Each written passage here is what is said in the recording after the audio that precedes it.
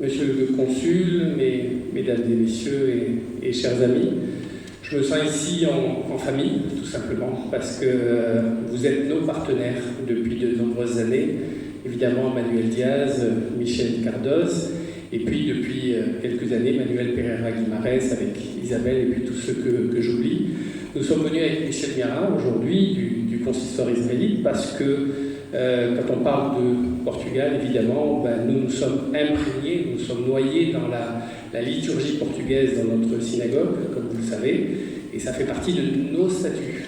C'est notre contrat. Donc on l'impose à nos fidèles, à notre rabbin. Et évidemment, vous l'avez rappelé, Monsieur le Consul, nous avons toutes les traces de cette implantation juive portugaise qui a abouti effectivement à l'acceptation d'être citoyen français. C'est grâce à eux que ces juifs-là sont devenus citoyens français.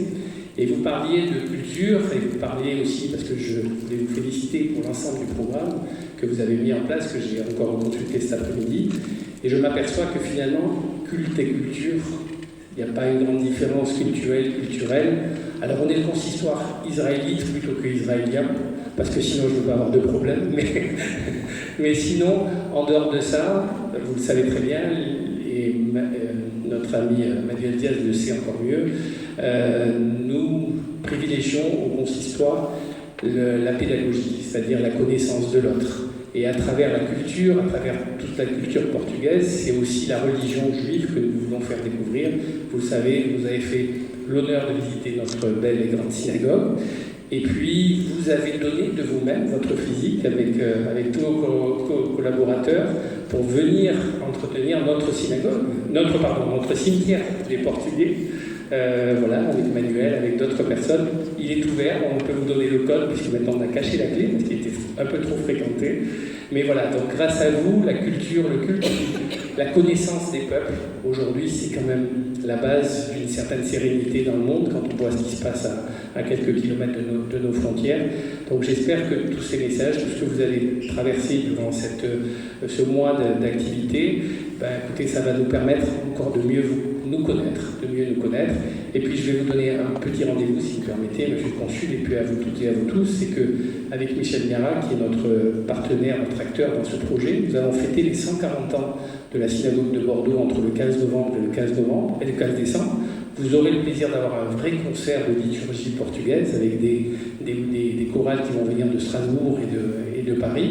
Et puis pendant cette période, entre le 15 novembre et le 15 décembre, nous allons aussi parler de l'implantation de cette communauté juive. On ne va pas s'arrêter qu'au patrimoine de la synagogue, mais également à l'ensemble de l'implantation de la communauté juive portugaise. Donc voilà, de belles activités, mais voilà, auxquelles je vous invite bien entendu, et vous serez le premier invité. Il faut que je m'arrête de parler. Je voulais m'excuser auprès de vous de m'absenter après quelques minutes, mais j'ai bien travaillé la conférence avec Manuel, je vais corriger une ou deux petites erreurs, mais tout le reste est parfait, vous allez vous régaler, comme on dit.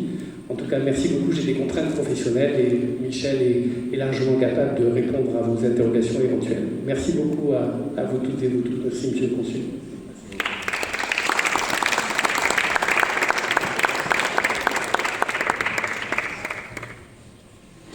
Bien, bonjour à tous, mesdames et messieurs, chers amis. Cette conférence que nous allons avoir maintenant et le film qui suivra s'inscrit dans le cadre de cette manifestation initiée par le consul général de Portugal à Bordeaux. Je voudrais remercier à la fois le consul, Isabelle Barnadas et l'ensemble des partenaires qui ont permis cela. Mais cette conférence s'inscrit également dans le cadre de l'année croisée France-Portugal qui a démarré au mois de janvier et qui terminera au mois d'octobre, qui permet de renforcer les liens d'amitié et de fraternité entre le Portugal et la France, entre ces deux nations très anciennes.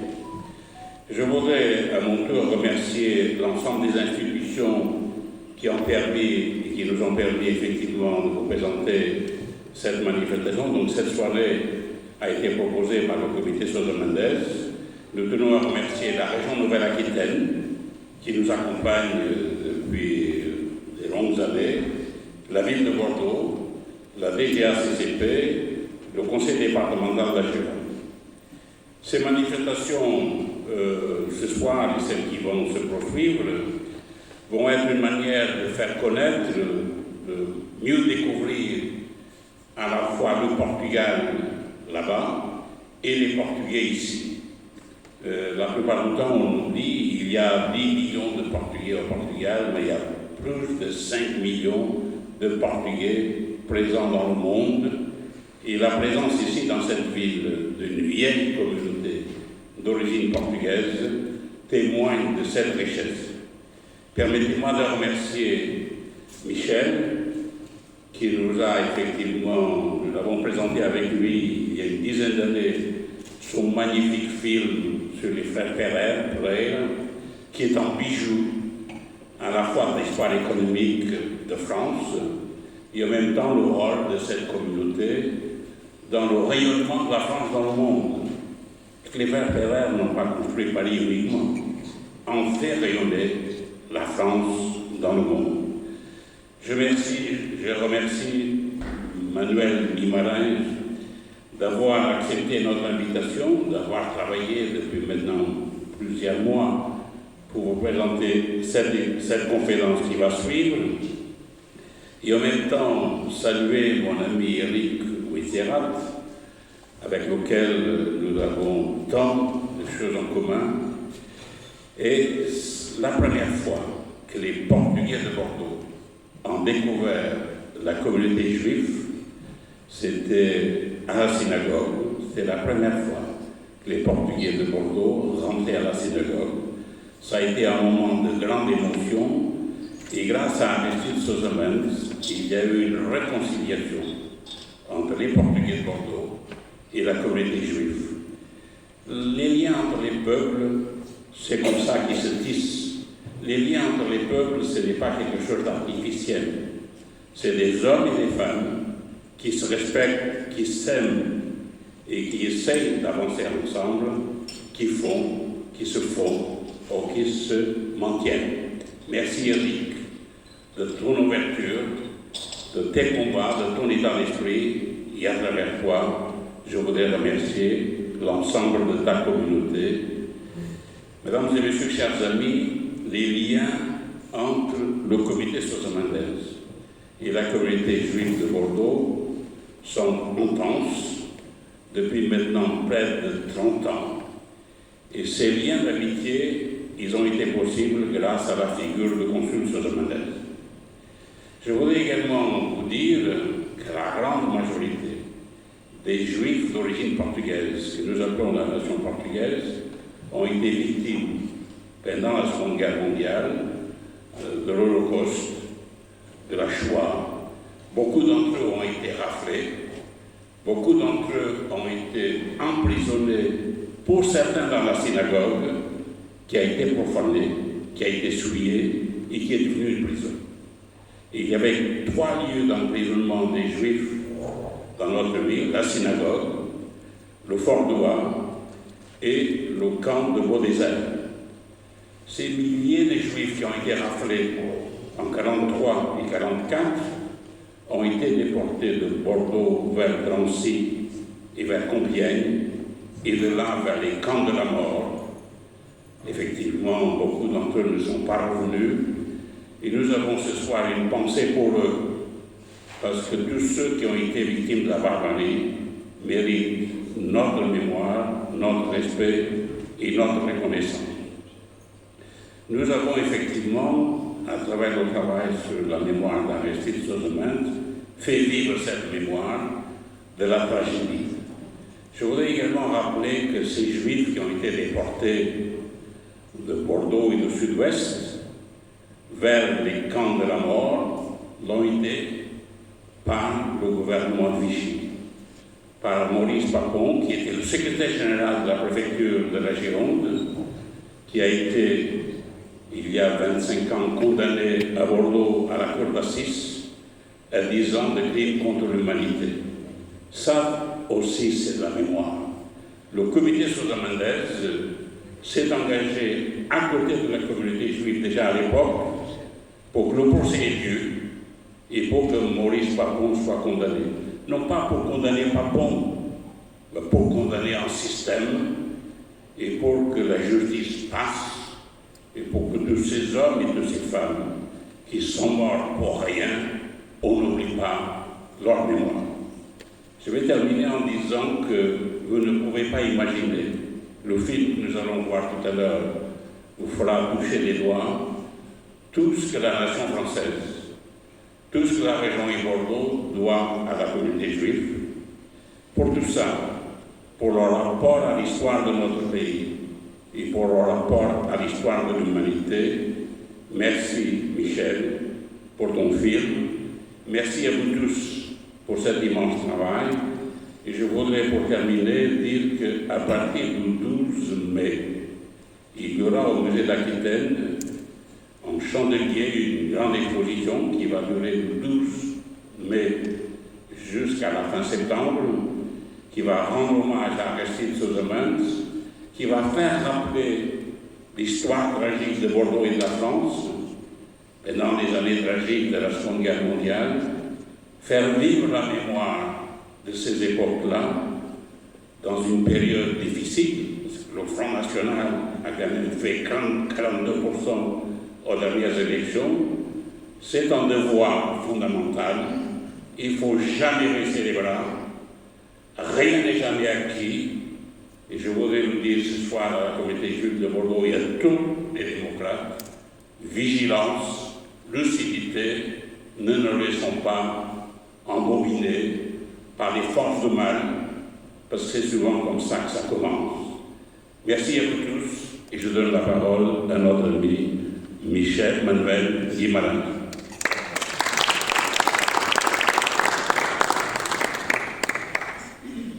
Après ce que vient de dire notre ami Manuel, je crois que je n'ai pas grand-chose à dire. Il a fait pas mal, donc je vais occulter la partie qu'il a très bien décrite sur la guerre, la déportation. Alors moi donc je ne suis pas, pour les gens qui ne me connaissent pas, je ne suis pas historien, je suis prof d'anglais. J'aurais pu faire portugais, mais bon, j'ai choisi l'autre voie. Quand Manuel m'a proposé de faire cette conférence, évidemment que j'ai tout de suite dit que j'ai dit oui, que j'étais très, très content de le faire. Moi, ce que je vais vous proposer, c'est on va essayer d'être rapide parce que on a 1 heure et puis après il faut aller manger. Oui. Excusez-moi. Non, c'est bon, c'est pas l'idée. Je pense que vous arrivez à lire. Hein. Donc, je vais être allé très rapidement sur les traces du judaïsme en Aquitaine. On va s'attarder un peu plus sur l'arrivée des Juifs ibériques à Bordeaux et dans le sud-ouest. On ne peut pas parler des Juifs du XVIIIe sans citer la famille Gradis, mais d'autres. Je n'ai pas fait une sélection. Il est intéressant parce que il est parti Éric, mais il a parlé de la vie religieuse de la communauté et il a précisé effectivement que le rite est un rite portugais et on est attaché à ce rite et c'est très important de le savoir. Il y a autre chose qui est intéressant, je trouve, c'est le fonctionnement et l'organisation de la nation portugaise au XVIIIe, qui sont à l'avant-garde. Ils ont des organisations de charité, ils s'occupent des pauvres, enfin, c'est très très bien organisé. Il y a un syndic. Je parlerai un petit peu des Juifs de Bordeaux au moment de la Révolution. Effectivement, très peu ont été... il y a un Juif portugais qui a été guillotiné. Il s'appelait Jean Mendes, le pauvre. Pour quelle raison, je ne me rappelle plus. Mais il n'était pas tout à fait avec l'esprit de la Révolution. On parlera un petit peu aussi de la société juive au XXe siècle, avec le portrait de quelques membres, et puis un petit peu moins, parce que Manuel l'a assez bien fait. Je terminerai avec le renouveau de la communauté. Est-ce que c'est clair? Ça vous paraît le programme? On a 1 heure, donc je vais essayer de faire le plus vite possible. L'installation des Juifs à Bordeaux, elle est très ancienne. Elle date bien avant le Moyen-Âge. Sachant qu'on a très peu de traces, je dirais, matérielles de l'existence de communautés, mais il y a des lieux. On suppose même qu'ils sont arrivés au moment de la destruction du Second Temple. Il y a des lieux qui sont répertoriés, qu'on appelait au Moyen-Âge la voie judaïque. Il y a un endroit aussi qu'on appelait, qui se situe à peu près, c'était le quartier des Juifs, la rue des Bahutiers, qu'on appelait également le Puy des Juifs. Alors certains Bordelais doivent le savoir, la porte Dijon sera une déformation de la porte des Juifs. Dans le langage, la langue de gascon qui était parlé à cette époque. Donc voilà à peu près, je crois que c'est ce qu'il fallait à peu près dire sur la présence avant l'arrivée donc des Juifs d'Espagne et du Portugal. Tout le monde, je pense, doit savoir que en 1492, donc le roi d'Espagne, Ferdinand et d'Aragon et Isabelle de Castille vont rendre un édit et qui va obliger donc les Juifs d'Espagne à se convertir au catholicisme. Mais beaucoup vont évidemment refuser cet ultimatum. Donc la plupart vont essayer de partir vers la Méditerranée, vers l'Afrique du Nord, vers l'Italie, vers le Levant, Constantinople en particulier. On oublie aussi de parler qu'ils s'en vont aussi en Europe du Nord, en Bretagne, en Hollande, en Allemagne, où la communauté judéo-portugaise était présente à partir on va dire du 16e, début du 17e. En revanche, pour ce qui concerne les Portugais, les Juifs du Portugal, donc on a quand même ça c'est des chiffres des historiens, on a entre 30 000 et 100 000 Juifs espagnols qui vont trouver refuge dans le royaume portugais. Et c'est surtout ceux qui vivaient dans les provinces de l'ouest de l'Espagne. Et ces Juifs, donc portugais, espagnols, vont rejoindre les quelques 30 000 Juifs qui vivaient déjà au Portugal. Et malheureusement, vous le savez peut-être, en 1487, le roi du Portugal, Jean II, décide à son tour de convertir tous les Juifs du royaume par un baptême forcé. Les enfants sont arrachés à leur famille. Il y a cet épisode sanglant du massacre qui a lieu à Lisbonne en 1506, où ça se passe pendant la Pâque. Je ne sais pas si vous connaissez cet épisode, où demi-juifs portugais vont être massacrés. Pourquoi ? Parce qu'un juif, l'histoire c'est qu'un juif, on les appelait les convertis, ou en portugais les conversos, les conversos, et a prétendu que dans l'église il y avait eu une espèce de bilan, de miracle, comme quoi la sécheresse allait finir, et ce nouveau chrétien a dit mais non, c'est un effet de lumière, et le pauvre s'était massacré, et les massacres ont duré 3 jours. Pour ceux qui sont intéressés par les recherches généalogiques, il faut aller évidemment à Lisbonne, dans les archives de Torre, où moi-même j'y suis allé, où j'ai fait des recherches très intéressantes. Donc je reviens à ces Juifs qui ensuite vont gagner la France et le sud-ouest en particulier, le Midi. Il faut savoir qu'il y a des communautés qui se forment à Bayonne, à Bordeaux, à Bidache, à Pérorade, à Bastille de Clarence et à Toulouse. Mais ces nouveaux chrétiens espagnols et portugais, ils vont, dans les premières décennies du XVIe, ils vont participer à l'essor du commerce. Et l'un des plus connus, qui a été principal du collège de Guyenne, s'appelait André de Courrières, qui était donc un nouveau chrétien qui a fui à l'Inquisition. On arrive très rapidement au niveau de la... Pardon, excusez-moi.